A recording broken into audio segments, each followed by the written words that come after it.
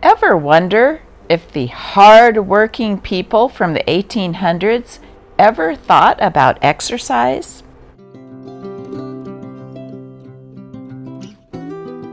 The answer is yes. They thought fitness was very important. They kept in shape in various ways. They lifted weights, of course.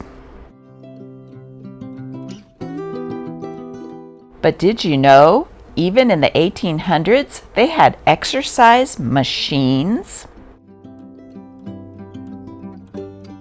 With sprockets and pulleys and weights, a man could stay in shape. They had contraptions to help develop your abs. Do you need help in stretching? Well, try this mechanical wonder.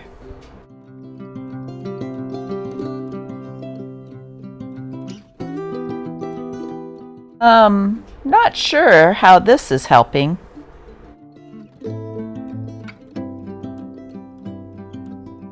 And this machine isn't exactly an exercise. Perhaps it's marketed as a massager. This is one of my favorites. Hercules Horse Action Saddle, personally ordered by HRH, the Princess of Wales. Highly recommended by Dr. George Fleming. This new home substitute for horse riding has been tested and approved by the most eminent physicians and equestrians of the day. It quickens circulation, stimulates the liver, aids digestion, cures gout and rheumatism, and safely reduces obesity. I will be reading more interesting 1800s facts right from the actual newspaper, the Morning Oregonian, from Portland, Oregon, and it is dated April 25th, 1879.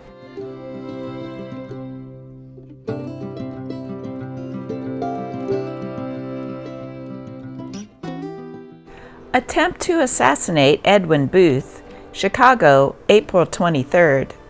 While Edwin Booth was giving the soliloquy at the last act of Richard II at McVicker's Theater tonight, a shot was fired at him by a man sitting in the left-hand upper gallery. Booth sat still until after about 3 seconds a second shot was fired.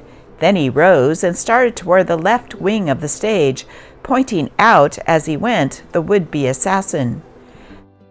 The latter was at once seized, and but for the invention of officers would have been roughly handled. He states that his name is Mart Gray, that he is 23 years old and a dry goods clerk at St. Louis, that he has been 3 years preparing to do this deed, is greatly surprised that he failed, and that his failure to kill Booth is the only part of the attempt which he regrets. He refuses to state the cause of his actions, but says that his reasons will be regarded as sufficient.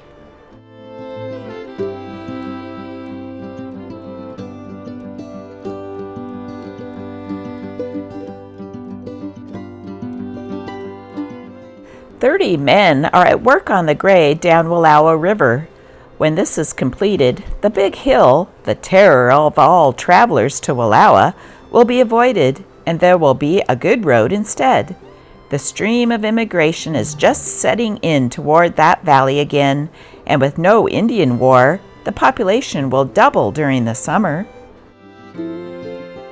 Willard Heron, writing from Hepner to his brother, says, "Last Monday, down at the mouth of John Day Chuck, a lot of us boys found some Indian caches and opened them for the purpose of getting some buckskins, etc. Finally, we found a large one and thought we had made a killing. On top were beaded arrow quivers, and fancy blankets. And when we got down a little ways, we found 3 dead Indians. One of 'em must have been a chief from the way he was fixed up. There were 3 white scalps tied to his belt, one of which was a white woman's. She had light, nearly blonde hair, somewhat curly. His rifle and 6-shooter were buried with him. Also, a broken-up Wells Fargo Company express box. I think they must have been killed by the patrol boat last summer.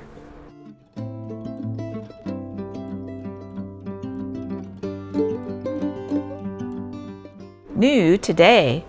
Lost between Post Office and 14th on Yamhill Street. A lady's hair switch. Color between light and dark. Finder will please leave at Mrs. Dubois' store on 3rd Street.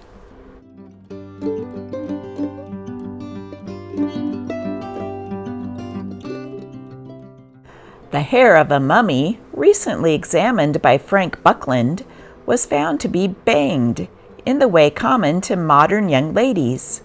The mummy, however, didn't wear striped stockings, so our girls can congratulate themselves upon having more style than the dried-up old maids of 6,000 years ago.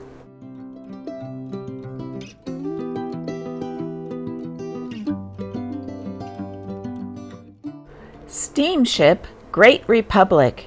To all whom this may concern, by authority duly invested in me by the Board of Underwriters, I will sell at public auction the steamship Great Republic and the cargo separately, as she now lies at Astoria, at 5:00 p.m. on Friday, April 25th, 1879. The purchasers of the cargo to have the privilege of taking the same out of the ship or wreck. George Flavel. Through by daylight.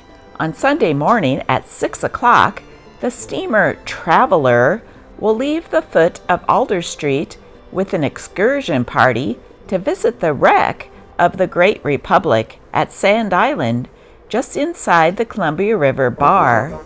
A band of music will accompany the excursion and will furnish delightful entertainment and music for dancing. Tickets for the round trip, $2.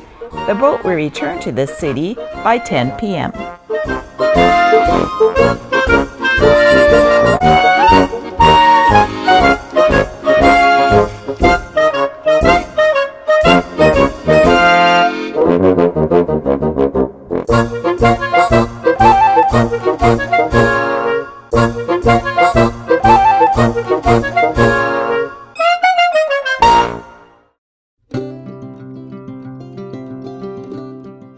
When did the tomato arrive? Notice an article in your paper containing an account of the first eating of the tomato in this country. I desire to correct your correspondent. In 1793 and several years subsequently, Captain Phineas Eldridge resided on Carpenter Street, west of 4th Street, Philadelphia. During 1798, a Frenchman named Nicolo left San Domingo with his family, consisting of wife and 2 children, and occupied the adjoining property. He brought with him several varieties of vegetable seed, which were planted and after a time grew and bore fruit. Among them was a tomato, which he dressed as a salad, and which was relished by Mr. Eldridge's family. The neighbors procured the seed and raised them as an ornament, having the impression that they were poisonous. Tomatoes were used in New Orleans as an article of food in 1812. They were sold in Philadelphia markets as early as 1829.